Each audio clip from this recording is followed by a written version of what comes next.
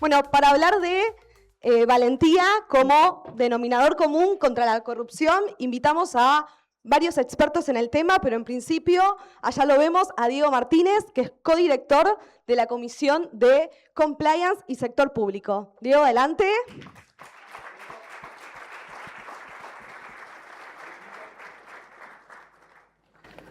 Bueno, Diego, bienvenido. Gracias. ¿Cómo va, equipo?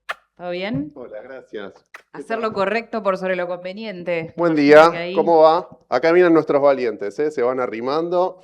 Perdón, estábamos afuera pasillando un poco, preparándonos para nuestro turno. No queríamos entrar y molestar, pero ya estábamos charlando. Se viene un panel bárbaro. Son los del fondo revoltosos. Somos un poco revoltosos, perdón que nos atacase. Los dejamos entonces, Diego. ¿Los presentás vos? ¿Te parece muy bien? Dale. Gracias.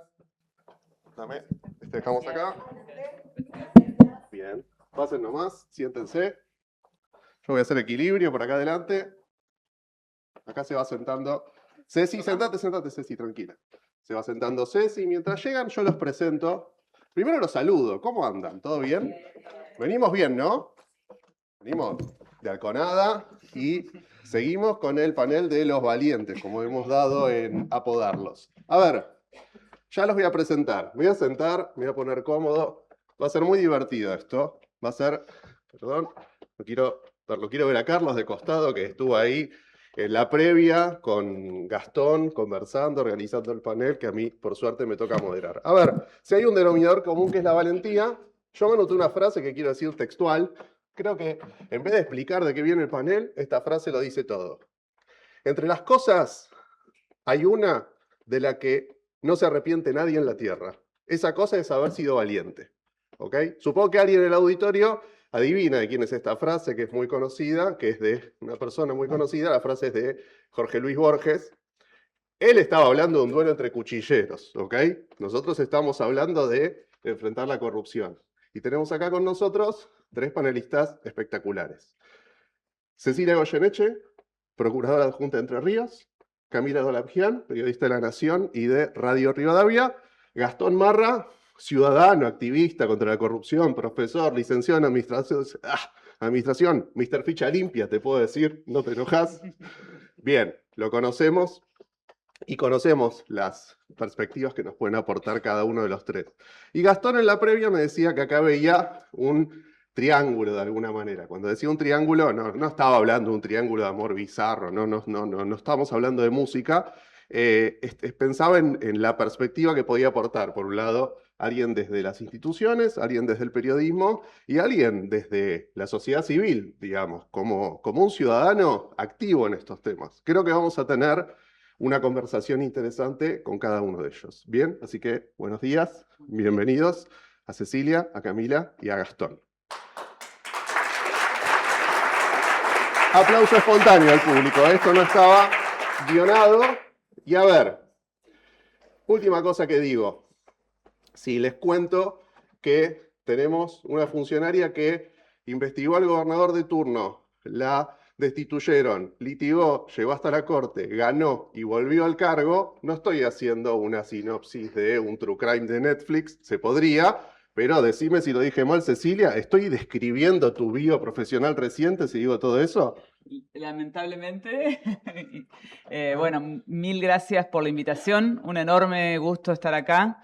Gracias por la presentación también. En pos de continuar con tu introducción, en esa frase de la milonga de Jacinto Chiclana, continúa con algo que a mí me parece súper relevante, y es que menciona la esperanza, ¿no? Porque nadie es valiente si no tiene esperanza. Entonces, y esto, cuando uno habla de corrupción, yo he estado muchas veces en congresos anticorrupción y en discusiones sobre la corrupción, y uno tiende a sentir la sensación abrumadora de que cada piedrita que movemos tenemos un nicho de corrupción y que es imposible combatirla o hacer algo para transformar eso, ¿no? Pero la verdad que si tengo que hacer alguna referencia y en pos del agradecimiento, me parece que allí está la piedra, el eje central de la cuestión, ¿no? Totalmente, el coraje nunca es vano, sigue esa milonga. Pero bueno, quiero que cuentes un poco cómo fue de ese recorrido que supongo que deja heridas en el cuero y cosas para contar. ¿Por qué no compartís con el auditorio cómo viviste esa experiencia, cómo la enfrentaste y qué cosas de tu vida se pusieron en juego? Creo que es importante que lo conozcamos. Bueno, sí, les cuento porque no tienen por qué conocer un poco cómo fue el caso, muy sintéticamente, cómo fue la situación. Yo soy fiscal en Entre Ríos, en diferentes jerarquías, en lugares que siempre accedí por concurso de antecedentes en el Consejo de la Magistratura de Entre Ríos, desde que yo tenía 29 años, ahora tengo 50. Y hace más o menos 5 años, en el 2021, pasaron dos cosas. Por un lado, en Entre Ríos, a mí en 2018 me habían dado la competencia de fiscal anticorrupción. Soy procuradora adjunta de Entre Ríos desde 2012. En 2018 me asignan, nunca tuve ningún problema, siempre tuve un desempeño correcto y sin mayores vaivenes. Pero en 2018 me asignan la competencia anticorrupción y estábamos con un montón de causas ya investigando de corrupción, en donde yo también estaba interviniendo como un poco coordinadora de las investigaciones de corrupción. En 2018 aparece una causa sumamente relevante, que es una maniobra de desfalco en la legislatura provincial. Descubrimos más o menos que durante al menos 11 años estuvieron sustrayendo casi todo el dinero de contrataciones de personal, una parte muy importante de ese dinero, 53 millones de dólares, lo que contabilizamos con lo poco que nos dejaron ingresar a la información. En 2021 esa causa se elevó a juicio y coincidió esto a la vez en que en septiembre del 2021 empezó el juicio a Uribarri por 5 hechos de corrupción donde él había pagado su campaña política, su sueño, el sueño entrerriano le llamó él, su sueño de ser presidente de la República. Algunos memoriosos se acordarán que por allá por 2014, 2015 él estuvo promocionándose a nivel nacional. Y eso lo había pagado con diferentes dineros públicos sacados con maniobras de varios tipos. En ese 2021 empieza la causa de Uribarri, el juicio. Tuvimos muchísimas presiones para que ese juicio no empezara. Se había suspendido 4 veces. Durante 3 años habíamos estado con diferentes suspensiones de ese debate que no se hacía. Y en 2021 dijimos, ya está, nos plantamos, esto se tiene que hacer. Sabíamos que las dos cosas eran complicadas. Investigar a la legislatura provincial ponía a mucha gente con intereses en intervenir en el Ministerio Público Fiscal. Y a la vez plantarnos y exigir la realización del debate oral y público que lo tenía por acusado Uribarri, también era una cosa que ponía en crisis, sobre todo el Poder Judicial, porque esencialmente una parte importante del Superior Tribunal de Justicia de Entre Ríos se oponía a que se realice ese debate. Se oponía no frontalmente, por supuesto, ¿no? Bueno, la cuestión es que sabíamos que esto nos ponía en riesgo, pero sabíamos que no podíamos seguir siendo fiscales si consentíamos la impunidad a través del paso del tiempo y el que nunca llegaran a juicio estas maniobras. Bueno, cuestión que en abril del 2022... ese juicio de Uribarri empezó en septiembre del 2021, yo estuve participando como acusadora junto con otros fiscales en ese momento. En abril del 2022 se lo condenó a 8 años de prisión y en mayo del 2022 a mí me echaron del cargo. Antes, durante el transcurso del debate, en noviembre del 2021, a mí me suspendieron ya del cargo, me sacaron desde la audiencia oral, me sacaron y me suspendieron de las funciones de procuradora. Bueno, ahí empezó toda una lucha que como se decía acá, la trilogía que mencionaba Gastón funcionó muy bien, ¿no? A mí me costó muchísimo transitar por toda esa situación. Estuve 4 años afuera de mis funciones, un poquito más de 4 años, 4 años y pico, afuera de mis funciones. Entre Ríos estuvo 4 años sin una funcionaria, una procuradora adjunta. Obviamente eso generó que muchas causas se demoraran, aunque tengo colegas también con mucho compromiso por sus funciones que llevaron las causas que quedaban. Y volví a mi cargo hace 3 meses, después de una batalla legal, pero que no fue solamente una batalla legal personal. La verdad que yo me apoyé en dos, no solamente en los colegas que me apoyaban, sino en 2 instituciones de la vida civil que son fundamentales. Por un lado, las organizaciones de la sociedad civil. Desde el primer momento hubo algún grupo de organizaciones que me estuvieron apoyando, hubo personas que viajaron desde Buenos Aires, allá veo a una de las representantes del equipo republicano, que se presentaron en Entre Ríos con ruido, a exigir transparencia en el proceso de mi juzgamiento. No se consiguió, pero sí se consiguió visibilizarlo.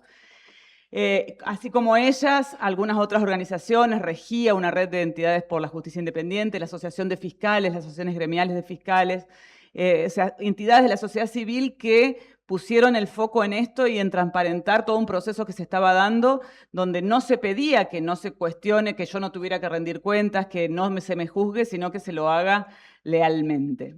Algo que no ocurrió porque había otros intereses en juego. Y por otro lado, el periodismo, ¿no? Yo siempre, como fiscal, he valorado de una manera muy radical la función del periodismo de investigación, porque así como hay mucho uso de los medios para generar campañas de desprestigio que rodean estos casos como el que yo padecí, también es cierto que el periodismo fue también uno de los grandes apoyos que tuve en todo este proceso, porque fue aquello que me permitió mostrar la brutalidad, el descaro con el que se estaba tratando de intervenir a un organismo fundamental en las investigaciones penales, y con eso no solamente, porque la verdad que me destituyeran a mí o no era algo insignificante en lo personal, lo significativo es que con esto se pretendía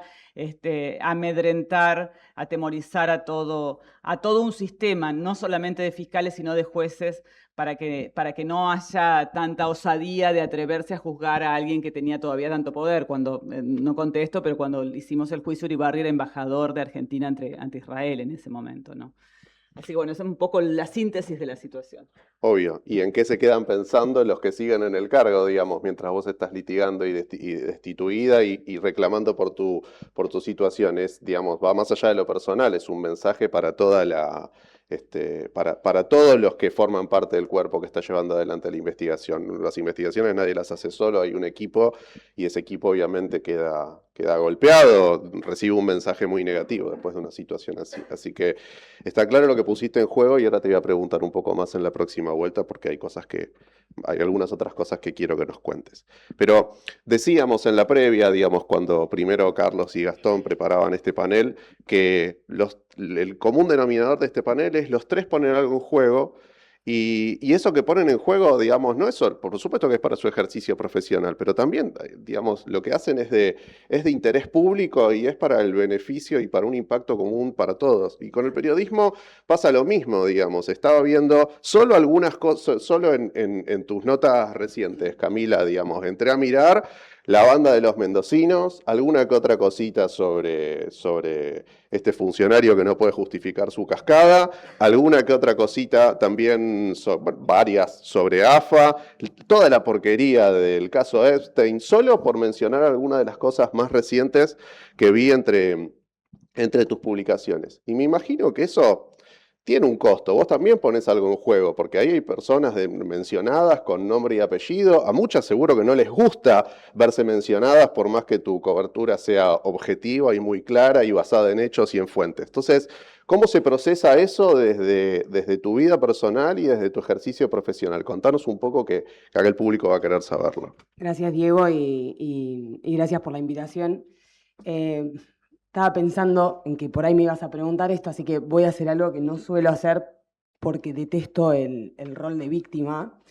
De hecho, me han entre colegas me han acusado un poco de temeraria por a veces no contar algunas cosas que pasan, pero se los voy a contar a los efectos prácticos de no romantizar mi trabajo. Porque si yo empiezo por la segunda parte de la respuesta me van a decir, no sé, más que ir a la redacción, usted debería ir a atenderse, señora, porque no le está generando impacto a algo que está pasando en su vida. A ver, obvio que hay consecuencias. Y hay consecuencias en la seguridad, hay consecuencias en la forma de percibir el mundo, desde lo más emocional, que puede ser cómo uno transita por la calle, hasta cosas que efectivamente sucedieron. Y de vuelta, les voy a contar algunas sobre los efectos de dar mi segunda parte de la respuesta. Ejemplo, hablando de gobernadores. El año pasado, creo que es, ya me mezclo las fechas, de hecho estábamos con Diego recién hablando de una investigación que había hecho a fondo respecto de quién es el gobernador en las sombras de Misiones, Carlos Rovira. En el medio de esa investigación que había generado mucha rispidez, había generado mucha tensión, había generado mucha demanda, pasó algo, pasaron varias cosas, las cuales obviamente yo no le puedo adjudicar a los protagonistas de la investigación que yo estaba haciendo. Con eso también a veces uno se encuentra en soledad, ¿no? Que está pasando algo, uno está investigando algo, suceden cosas, pero no tiene una manera de adjudicarle eso a aquello. Entonces uno se va aislando, ¿no? En decir, entre que uno no quiere por ahí contarlo para que no le eviten publicar o continuar publicando por seguridad propia, o sea, la ambición de seguir publicando, no por ambición propia, sino por la ambición de terminar una investigación, por no querer quedar como víctima, bueno, uno va aislándose, ¿no? Pero, por ejemplo, les pongo un ejemplo de lo que sucedió al mismo tiempo que se estaba haciendo esa investigación. Un día salgo del canal, por supuesto tengo algunos resguardos, como por ejemplo tratar de no poner mi dirección ni siquiera en Mercado Libre. Salgo del canal y me encuentro que mi auto estaba desbloqueado y adentro todos los parasoles y las luces prendidas del auto. El auto estaba absolutamente revuelto, pero no faltaba nada. Por ejemplo, yo tenía una cámara Nikon adentro del auto y la cámara estaba ahí. El resto de mis efectos personales estaban conmigo, pero estaba todo abierto y todo prendido. Yo ahí me pego un susto fuerte y cometo un error. Un error que para cualquiera puede ser absolutamente normal, pero en ese momento fue un error, que fui directo a mi casa. Preocupada, les voy a hacer un gran paréntesis, por supuesto de todas las consecuencias, yo estoy dispuesta a tomarlas, en parte porque no tengo hijos, entonces obviamente que uno reduce los riesgos o el impacto que pueden tener en terceros, lo que suceda, pero ahí cometí el error de ir a mi casa. El día siguiente, en mi casa por suerte no había sucedido nada, el día siguiente yo salgo de mi casa, me voy para la redacción, llego a la esquina y en la primera que tengo que frenar me doy cuenta que no tenía frenos. Pego la vuelta con freno de mano, vuelvo a frenar a mi casa, llamo a la AK, hola, ¿qué tal? Por favor, vengan a ayudarme, necesito una grúa y me lleve a ver qué pasó con el auto. Entonces, cuando viene el mecánico, unas horas después, me dice, primero lo voy a chequear para ver que no sea una pavada que te pueda arreglar yo acá. Y recuerdo, patente, hace así, se pone abajo del auto, me mira y me dice, ¿vos no tendrás algún exnovio enojado? Y le digo, mirá, exnovio sí, enojado creería que no. ¿Por qué? Me dice, porque la cubeta está cortada. Ajá. ¿Qué significa eso? Digamos, ¿me estás hablando japonés? Bueno, no, o sea, míralo, esto está cortado, no es que esta cosa en general no se desgasta, pero más allá de eso hay un corte limpio. Así hubo un montón. El otro día, la semana pasada, en el medio de la investigación de la banda de los mendocinos, que le puse ese nombre porque realmente son una banda de mendocinos, probablemente una banda de delincuentes de Mendoza, llamo a un abogado de alguno de los implicados y lo primero que me dice, me atiende y en vez de decirme, hola, ¿qué tal? ¿Cómo le va a Camila? Nunca había hablado con él. Me dice, lo conozco a tu papá. Y voy a decir, ajá. Después, obviamente que hay que mantener la calma, retrucar y tratar de defender la posición, pero termina siendo más estratégico que de defensa personal. Y ahí voy a la segunda parte de la respuesta. Vos me preguntaste en qué me impacta. Honestamente, en poco. No sé si es haberme puesto en riesgo toda la vida, o sea, si es una cosa de transcurso de la vida psicológica, si es que soy armenia, entonces es como que estamos destinados a sufrir y no nos duele tanto, o qué es, pero no me impacta tanto. les digo la verdad, no siento que cambie mi laburo por esto. Al contrario, cuando sucedió, por ejemplo, lo del auto, no conté que eso pasó. Lo hablé con algunos colegas, de hecho lo hablé, por ejemplo, con Diego Cabot. Y le pregunté, ¿qué hago? Pero yo quería publicar la última nota, que era un perfil sobre Rovira. Tenía miedo que por mi seguridad me digan, no publiques. Entonces, puede ser por distintos motivos, pero hay algo, evidentemente, en algunos humanos, creo que en todos, pero si uno le da pelota, más allá de los riesgos, avanza. Porque en la valentía hay un componente de temeridad o locura. Siempre. Hay un componente de seguir adelante, no importa las consecuencias. O asumir que pueden haber consecuencias. El mejor tipo creería que es saber que pueden haber esas consecuencias, enfrentarlas igual. Porque la valentía no es solamente tirarme al bungee jumping pensando que tal vez justo en esa ocasión no es un salto al vacío, es una decisión consciente, constante. Entonces, para mí, lamentablemente, para ejercer esa valentía, no creo que haya valientes, creo que hay quienes ejercen la valentía, son personas que en algún punto tienen un poco menos de miedo. O como diría Manes, ¿se acuerdan en aquel meme con Fantino? ¿Vieron el meme que se queda Fantino así como? El meme decía, Facundo Manes le decía, la vida, ser valiente no es tener miedo, es seguir avanzando con miedo. Y hubo como una situación graciosa en la que Fantino se quedó como mirándolo a ver si había un remate. Pero la verdad es que tenía razón, en eso tenía razón. Y bueno, eso es un poco lo que me pasa a mí. Bien, muy, muy bueno y es un placer escucharte contando hechos más allá de las valoraciones, como hacen los buenos periodistas, y me parece que los hechos hablan por sí solos en un montón de aspectos. También voy a querer volver a vos en un ratito, pero ahora lo miro a Gastón. Digo, pensamos en un ejemplo de un ciudadano activista y sea por asociarlo con Ficha Limpia o algunos otros proyectos. Vos ahora si querés contarnos un poco, Gastón, uno piensa en vos como alguien que no tiene la espalda atrás de una ONG, de un medio de comunicación, de una institución, y eso también tiene costos, me imagino, porque, digo, salvo que tengas algún superpoder, tu día tiene 24 horas igual que el de cualquiera de nosotros, necesitas tiempo para dormir, tiempo para laburar, para ganarte la vida, y en el medio estás muy activo con ciertos temas que son de interés público, de interés de todos. Bueno, contanos cómo convive todo eso dentro de tu vida, cómo lo manejas. Bueno, buenos días. En primer lugar, agradezco a la asociación, a Carlos, sí, que es una persona que conozco hace muchos años y que respeto tanto. Y bueno, y acá estar con Cecilia y Camila, que son dos de las mujeres profesionales que más respeto, sí, que más respeto, ¿no? Por justamente lo que hablaron de la valentía. Para mí es un honor. Yo soy un ciudadano común, como dijo Diego, no pertenezco a una ONG. Hace muchos años empecé con Aura, sí que mencionó Cecilia, a interiorizarme cuando fue la destitución de un fiscal, ¿sí? De Campagnoli, José María Campagnoli, sí, un caso muy similar al de Cecilia. Y ahí empecé a ver cómo todo este tema del activismo. Y ahí estaba como, tal vez la nombre, disculpen la redundancia, pero es una mujer que admiro mucho, que es Aura Marina, por lo que ha significado también para mí, ¿no? En cuanto a lo que he aprendido. Y ahí empecé con esas campañas, ¿sí? Campaña de boleta única. Después me empezó a preocupar mucho lo que había pasado con Laura Muñoz en Mendoza y los casos de quienes animan a denunciar la corrupción. Yo trabajé hasta enero de este año en la ANSES, ¿sí? Durante 16 años, y veía cómo es todo en la administración pública. Y ahí en la ANSES teníamos el caso de Alfredo Poyat, que lo habían matado, asesinado en Mar del Plata por investigar la corrupción, ¿sí? De hecho, tenemos el 4 de junio, el Día de la Corrupción en la Ciudad de Buenos Aires, en conmemoración de Alfredo. Y bueno, y de hecho ya en ese entonces, en la pandemia, aprovechamos con Carlos y conocí a Ana Garrido Ramos en España, sí que era también una persona que se había animado a denunciar la corrupción, sí que fue premiada por Transparencia Internacional.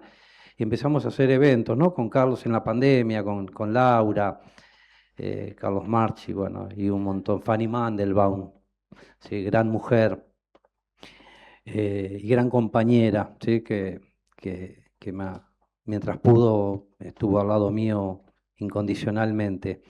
Digo mientras pudo porque, bueno, está actualmente con temas de salud. Pero no es fácil, ¿sí? No es fácil. Yo cuando lo escuché recién a Camila, me acuerdo el año pasado que yo empecé a pasar situaciones muy malas en el trabajo y Camila, y por eso me ve tal, perdón, voy a tratar de no emocionarme, pero me acuerdo que una vez alguien me dijo, Gastón, en momentos así, finalmente personas como vos y yo estamos solos, me acuerdo que me dijo, una persona amiga, hace muchos años.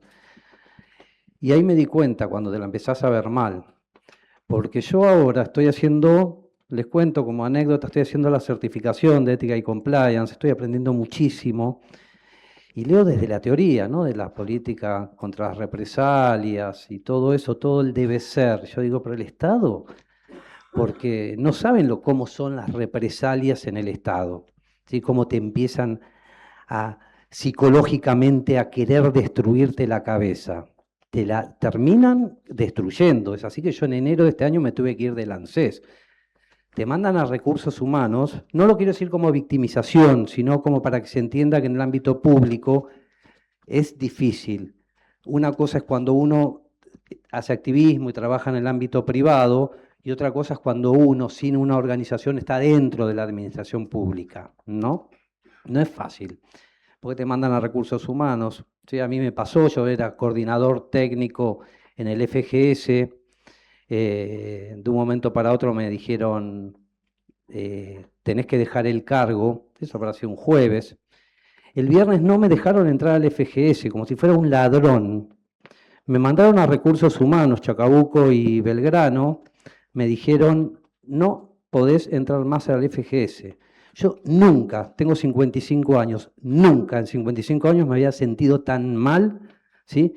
Sentirme un ladrón que ni siquiera mis tazas, mis plantas, mi cafetera, todo pude sacar del FGS. Tuve que pasar en un taxi, me tuvieron que esperar 3 personas que eran de mi equipo, yo tenía 11 personas a cargo, me las pasaron en el taxi y yo seguí como si fuera un ladrón. Eso pasó el año pasado, después que cayó Ficha Limpia, ¿no?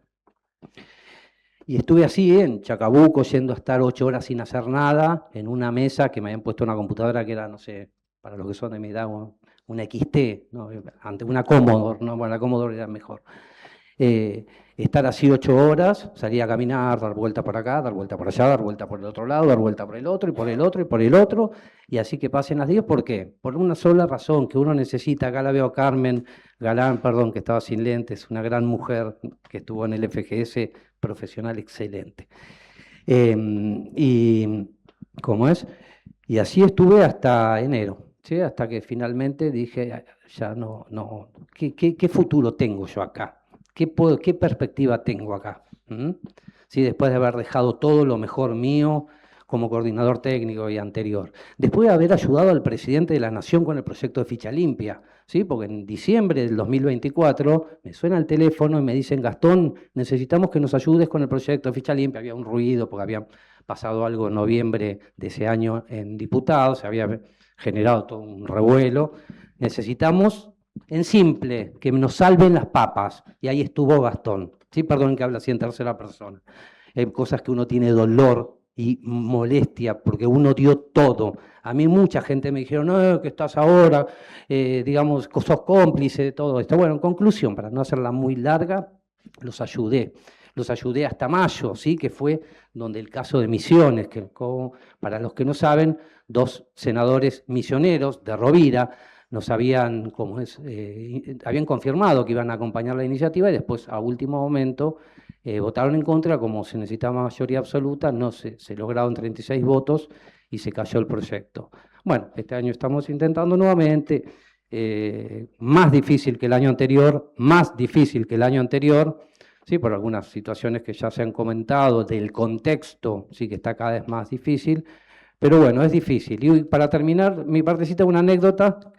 Estuve en Posadas, que fui a acompañar a la gente de allá, y me acordaba de una investigación que había hecho Camila de la casa de Rovira. Me acuerdo cuando la había visto en televisión.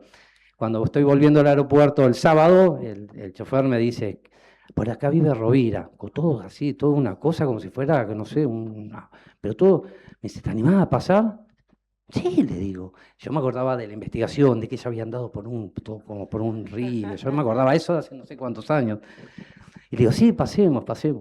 Entonces empezamos, dimos la vuelta y cuando empezamos yo veo que empieza a aparecer, yo digo, esto es un club, empecé a todos paredes gigantes, cámara, por todos lados, parecía que faltaban de abajo. Cuando llegamos a la esquina digo, porque después había que doblar ahí, cuatro personas, policías, ¿no? Agarran, anotan la patente del coso y el chofer me dice, mañana ya se sabe quién pasó por acá y todo. Eso es Misiones. En Misiones no existen las Cecilia Goyeneche, ¿sí? No existen las Cecilia Goyeneche, ¿sí? Y creo que mi impresión bueno, no existen, para decirlo, y no extenderme mucho más con valientes como vos. No, gracias. Te voy a preguntar algo más, Gastón. Quédate con el micrófono. Igual le voy a decir a la banda del fondo, voy a avisar, desde acá vemos el Super Pullman, digamos, que vemos colegas espectaculares, saludos especiales a los colegas del Super Pullman, del piso de arriba. Si alguno está un poco, el salón está a reventar como en cualquier evento de la asociación, pero si alguno prefiere estar sentado, desde arriba va a tener una visión espectacular, lo vamos a saludar, así que avisamos sobre todo para los del fondo si alguno se quiere acomodar mejor. Y Gastón, no hablaste tanto de tu hit, sin tomarte mucho más tiempo, cortito, pero yo creo que lo que estamos acá, algunos lo seguirán con más atención, pero queremos saber qué pasa con Ficha Limpia. Sé que algunas provincias la tienen, pero me pregunto si a nivel nacional vamos a seguir teniendo en la oferta electoral alegremente procesados, condenados, o hay alguna chance de que este Congreso, con la impronta de moral como política de Estado, si es que eso todavía sigue valiendo, pueda dar tratamiento a la ley. Hay proyectos con Estado parlamentario, pero decime cómo lo ves en pocas palabras. Perdonen, que no sea optimista, ¿sí? No lo veo con optimismo. Hay más de 10 proyectos presentados. Yo te estaba tirando un centro para que nos dieras una buena noticia, pero bueno, la realidad se impone, perdón, Me chicos. gusta, sí, no quiero, ya nos han mentido muchísimo en el 2024, en el 2025, porque no hay nada peor que un político que te dice, sí, te voy a apoyar con esto y después van por detrás y hacen otra cosa. Hablo en general, ¿no? Sin particular. Entonces nos han mentido mucho. Yo no quiero ser eso, sí que estoy cuestionando en un político, porque justamente estoy del otro lado del puente. Justamente yo tomé la decisión de estar desde un lugar, desde la sociedad civil, luchándola.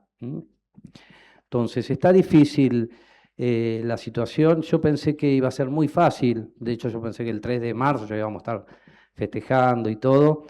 Pero bueno, a mí me gustaría decir esto nada más.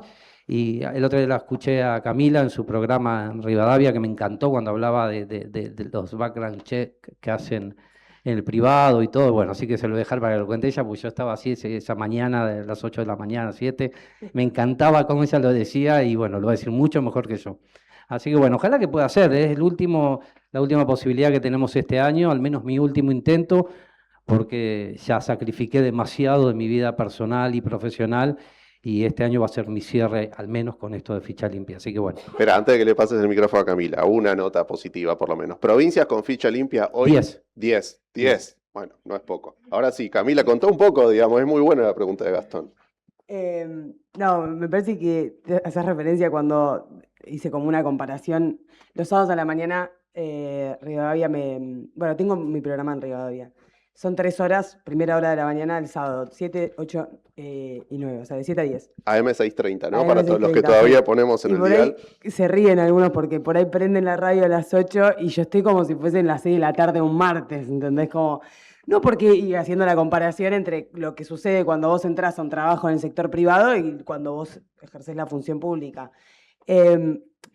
Yo tampoco soy optimista, Gastón, te digo la verdad. De hecho, me acuerdo que hace un tiempo vos me preguntaste vía Twitter, me acuerdo, me dijiste si seguía comprometida con Ficha Limpia y te contesté lo mismo que contesto ahora, que mi compromiso es decir siempre la verdad sobre su destino. Algo así dije, ¿puede ser? Lo mismo que sucedió cuando nos conocimos en el primer tratamiento de Ficha Limpia, que me partía el alma porque vos tenías un entusiasmo y yo sabía lo que iba a pasar porque sabía cuál era el poroteo, justo estaba investigando a Misiones, sabía que la traición podía venir por ahí o podía venir por el sur, me acuerdo que te dije, era Neuquén concretamente, y pasó, y bueno, y para mí no fue una sorpresa, y en ese momento me acuerdo que lo hablamos un montón, y bueno, y sucede. Pasa, y yo creo que hoy las chances son incluso más pequeñas porque, les pongo un ejemplo o lo trato de ilustrar con la realidad. No ha habido un gobierno que en el poder ha tenido este nivel de avance judicial de investigaciones. No existe. En el poder, que estén por llamar a indagatoria a un jefe de gabinete, no existe. De hecho, el mecanismo por el cual el Congreso es posible o va a tratar, vamos a ver, todo negociable, pero va a tratar de removerlo a Manuel Adorni, no se usa desde su concepción, desde el 94. Entonces están pasando cosas sin precedente. No creo que alguien quiera poner ficha limpia justo en este momento. Pero bueno, ojalá me equivoque. Por ahora los números no parecen estar. No parecen estar. Pero una cosa más, porque mencionabas ahí, conversaron por Twitter, decían, no todas las interacciones por Twitter son tan agradables, digamos, y hablábamos de las consecuencias, y vos diste cuenta de consecuencias físicas importantes, digamos, pero también hoy en día cualquier periodista es su propio medio, digamos, su imagen, su posicionamiento en medios, en redes es importante, y tiene que estar conviviendo con el ruido de los trolls, de que cualquiera te diga cualquier porquería. Quiero que nos digas un poco desde el punto de vista profesional cómo se convive con eso, digamos, y si eso tiene consecuencias, o al menos si no tiene consecuencias, porque con tu sangre armenia te la bancás, digamos, ya quedó clarísimo, influye en tu estrategia o en el modo de hacer tu trabajo. No, yo utilizo muchísimo las redes sociales y yo soy extremadamente, de la misma manera que soy pesimista respecto de ficha limpia, soy muy optimista de esta época. Muy optimista de esta época en la comunicación. Parece contraintuitivo respecto de lo que probablemente estén viendo que es el escenario de los medios, ¿no? Pero les quiero explicar por qué. Lo primero es, he leído cuánto estudio existe sobre el consumo de noticias de los sub 40, queremos ponerle, digamos, las nuevas audiencias, los que entran a consumir noticias. Y hay algo muy interesante, que es una distinción muy nítida entre estar al tanto y estar informado. Eso no existe, por lo que dicen los estudios, en otras generaciones en las que, según lo que se estudia, es más o menos lo mismo. Entonces, se supone, las generaciones más jóvenes que dicen, bueno, estar al tanto es lo que obtengo scrolleando en redes o lo que miro en Twitter o lo que escuché de refilón, lo que se habló en el almuerzo al laburo. Pero estar informado es otra cosa. Estar informado es, y para mí, le pongo al otro lado de la misma moneda, haber hecho, por ejemplo, la semana pasada o la anterior, no me acuerdo, un video en la puerta de el depósito, escuchen esto porque el depósito de ALS, de Argentina Logistics Services, que es la empresa con la que contrató ARSAT y el caso original por el cual se empieza a investigar a Facundo Leal, Gerardo Boschín, es decir, expresidente de Orsna hasta enero, expresidente de Trenes Argentinos hasta enero. Voy a decir, por ahí algunos de ustedes están como desconcertados de qué es este caso. Bueno, ese caso explicado desde la puerta del lugar tuvo, me podría fijar en este momento, pero creo que arriba de 600.000 visualizaciones.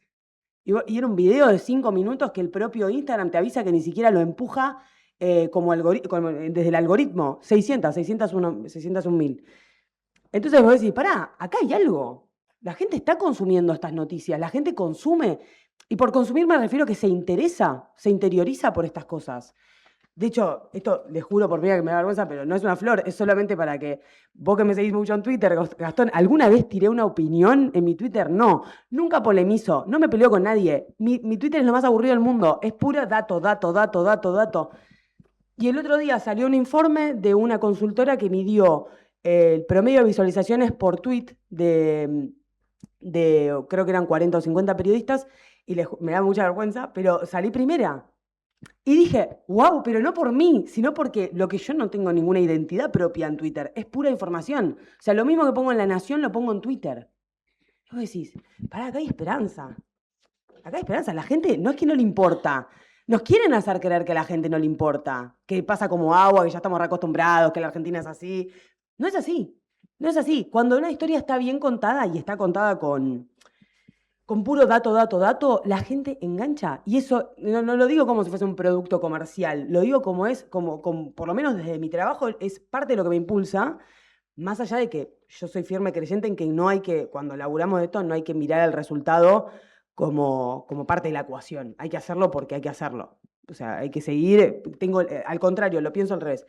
Tengo la gracia de Dios de que un trabajo que yo, desde que soy muy chiquita, lo quería hacer, y pensé que lo iba a lograr o que iba a lograr la bendición especialmente del Diario de la Nación a los 45, 50 para empezar a investigar, lo logré a esta edad. O sea, para mí es tratar de todos los días demostrar que, no como un síndrome de impostor, ¿no? De tengo que llenar el traje, no, de todos los días ejercer un lugar privilegiado, de poder dedicar mi vida a buscar, a desocultar lo oculto. Eso Bien. es Ahí. lo mejor. Hay esperanza en redes. También Sí, vale no hay. solo para el periodismo, sino para muchos colegas que están acá, que son muy activos en redes, compartiendo información y conocimiento, y eso es parte del ejercicio de nuestro laburo. Pásale el micrófono a Cecilia, porque con vos voy a cerrar, Cecilia. Espero que también con una nota positiva, porque, pues, digamos, podría decir que hay una buena noticia y un final feliz, que es tu comeback, tu regreso a la función, pero no es el final. Ahora, ¿cómo es tu laburo con el cuero curtido, con esta experiencia a cuestas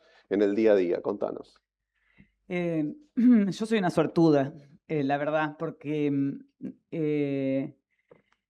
a mí me pasaron cosas feas como la que pasaron a Ramiro, pero yo estaba en un lugar de poder. Y además de estar en un lugar de poder, a mí me pasa que creo por ahí, Camila lo debe compartir, digamos, te pasa que cuando vos decís, mira, toco acá y saltan a agredirme, bueno, tengo que tocar acá. Es como que en esa lucha uno ve que el poder que tiene, mi poder como investigadora o como factor de poder en el cargo importante que tengo dentro del Ministerio Público Fiscal de Entre Ríos, incide. Y eso para mí es un incentivo, un combustible muy importante, ¿no? Y si me permitís, quiero desviarme un poquito de esto porque para lo que decía Ramiro, digamos, la desesperanza en relación a ficha limpia, creo que la mayor esperanza en relación a ficha limpia es lo que dijo Camila, digamos. Si hay 10 provincias que aprobaron ficha limpia, no es porque estén convencidos de que está buena ficha limpia, sino porque saben de que no hay condenas penales que puedan incidir sobre la exclusión de algún candidato.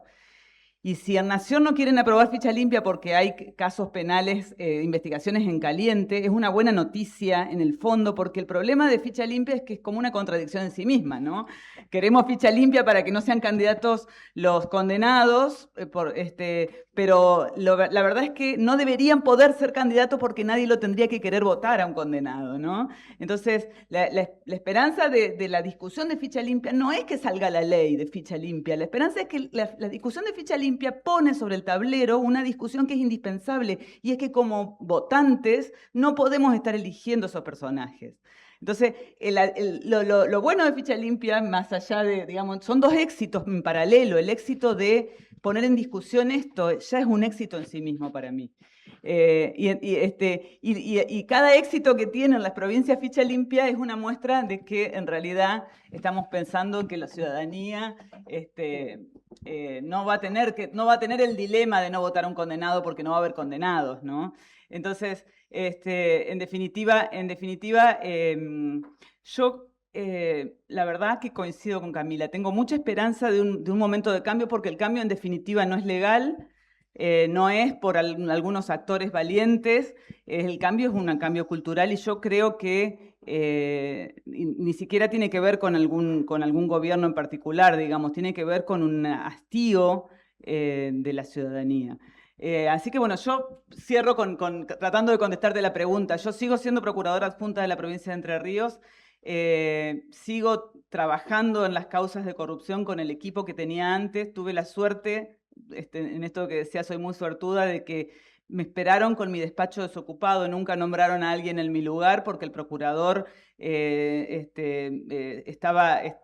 puso claramente de mi lado y esperó que vuelva para reasignarme las funciones, así que seguimos trabajando como antes, con la expectativa de seguir empujando para que, digamos, la existencia de condenas penales es fundamental. No para que no puedan ser candidatos, sino porque es un desincentivo muy importante para la corrupción. Si no hay condenas penales, no hay forma de que lo desincentivemos desde otro lado, ¿no?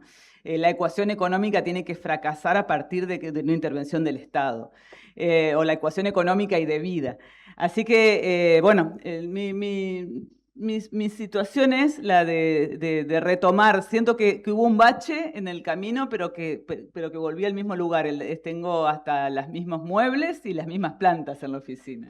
Muy bien. No se arrepienten de haber sido valientes entonces nuestros oradores. En algún momento se dijo que alguno puede estar un poco solo en algún momento en estas batallas. También desde nuestro rol como ciudadanos, como profesionales del compliance, acompañarlos, acompañar en redes el consumo de buena información, acompañar las iniciativas ciudadanas, plantarnos frente a lo que vemos como injusticias más allá de las personas, digamos, por las instituciones y porque funcionen bien. Así que ellos no se arrepienten de haber sido valientes, no nos arrepentimos de haberlos escuchado y les regalamos un aplauso para cerrar.